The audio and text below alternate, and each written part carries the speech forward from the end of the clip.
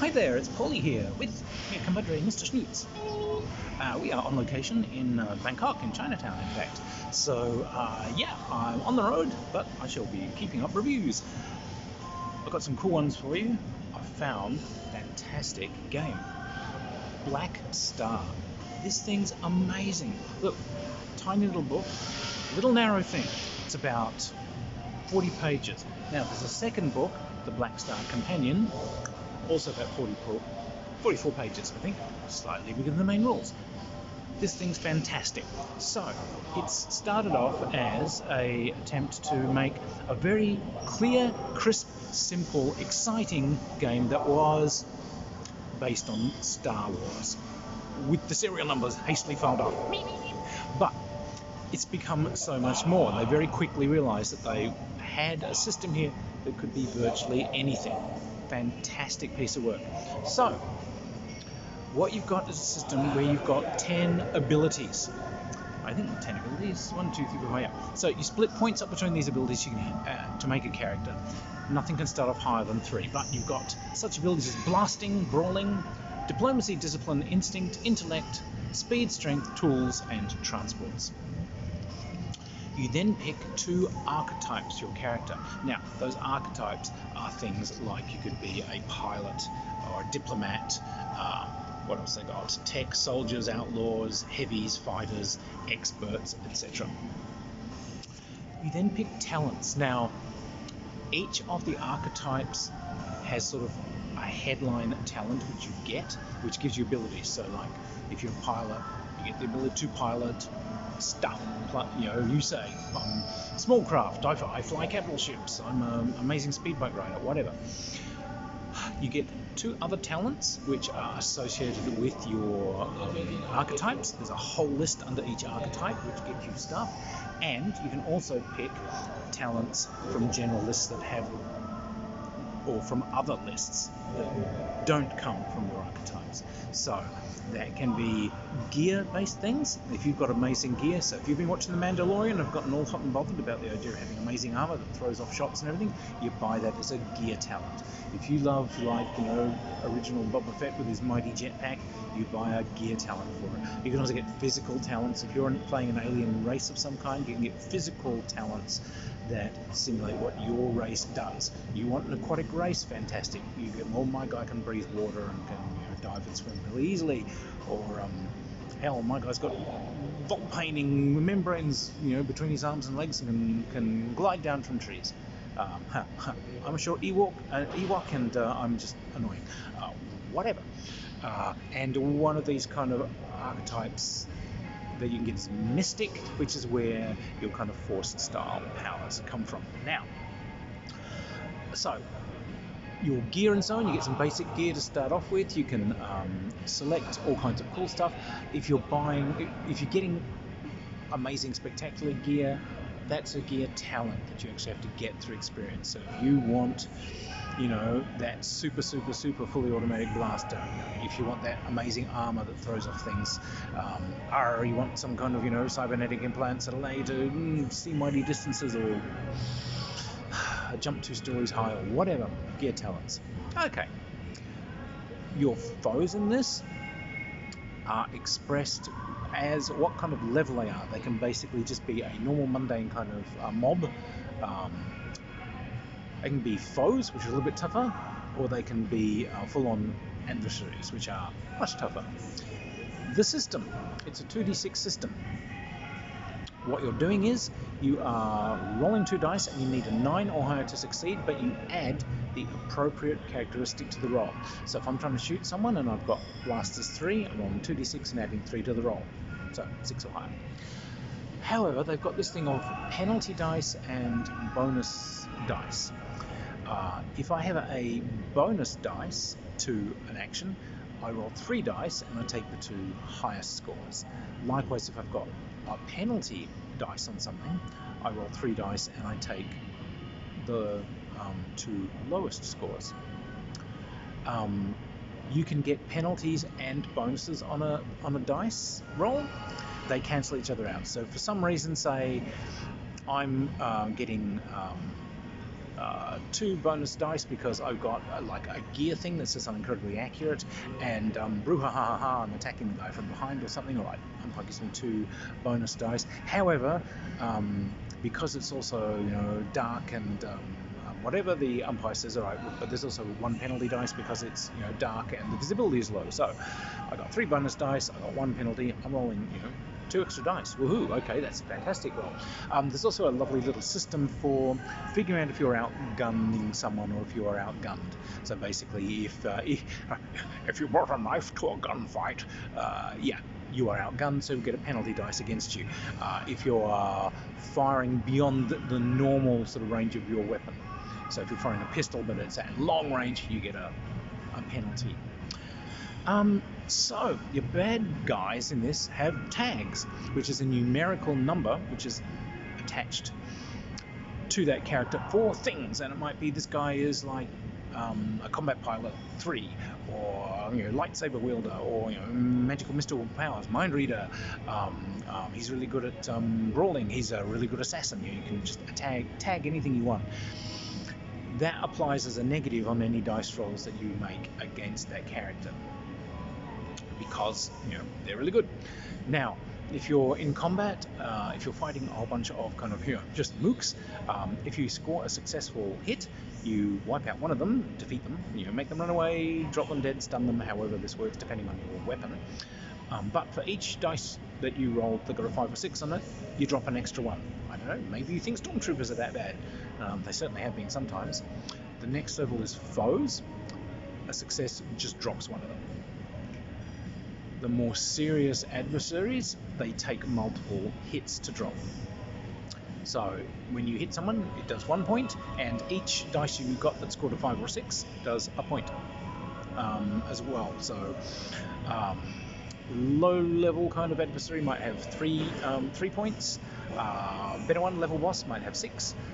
A serious guy might have 9. A really sort of supreme bad guy, Ming the Merciless, or Darth Vader, you know, they might have 12, and huge tags. So, you know, a very simple system, very lively, very easy to do. Now, if you roll the dice and you fail, you can spend resolve points, and this is the currency of the game. If you roll and do nothing, then you've just failed. You can spend a resolve point and re-roll, but you've got to take the new resolve. Or you can spend a resolve and you're saying, I'm turning it into a costly success. So it succeeds, but something has to be paid. My weapon breaks, I drop my weapon. An alarm goes off. We were discovered, more bad guys are turning up. Those sorts of things. And this goes for like normal task rolls as well. I'm trying to evade someone in my grab bike, whatever, you know. So you crash, the thing's damaged.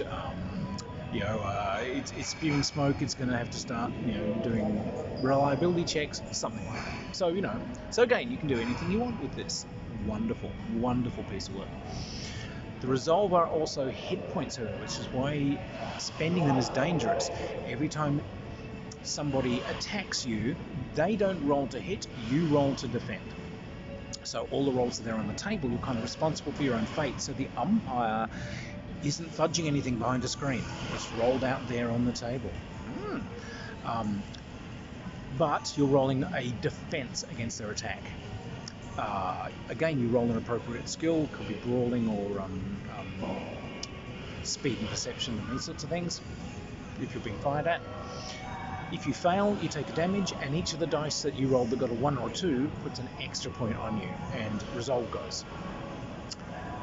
You can fine-tune this, so if your resolve goes to 0, you're out of the scene. You don't die, you're out of the scene. And when you come back, in the next scene you've got I think you've got about 3 resolve. However, you can fine-tune this so that they say, all right, what you can do is if you want a grittier thing, you can just say, when that goes down, you're dead. This is space opera, so that's not 100% good for the game. But what you can do is you say you come back with much lower resolve than the default setting, so that if you're only getting a set number back again, you might only get to sort of revive your character once during play. So more cautious now, because you can't just sort of spring back up and know that you'll be fine. So, up to you how you set it. Now, the second book, which is The Companion, this brings in a whole bunch of extra archetypes, a whole bunch of extra talents, because they realized pretty quickly that this can be any space opera setting, not just Star Wars. So, I mentioned The Merciless. Yeah, if you wanted Flash Gordon, you can do it. If you wanted Star Trek, you can do it. So they put archetype and talents in so that you can express that sort of stuff, and they put gear in so you can express that sort of stuff. If you liked Battlestar Galactica, you can do that. If you liked sort of the modern kind of gritty Battlestar Galactica, as long as you don't go too far into the series because it lost it, but you can do that. Stargate, you can do that. You can do it all. Hell, you could even do Aliens. Well, kind of, not really. It's for more fun stuff. But yeah, certainly you can do Stargate. All those sorts of things can be done with these rules. These fantastic little rules. 40 pages. They've got vehicle rules in here. They've got 3 different scales. So, personal, vehicle, and capital ship. You can only affect things 1 band above you, but not 2. So you can fire your pistol at that... You can fire your pistol at the USS Enterprise till the cows come home. You can never harm it.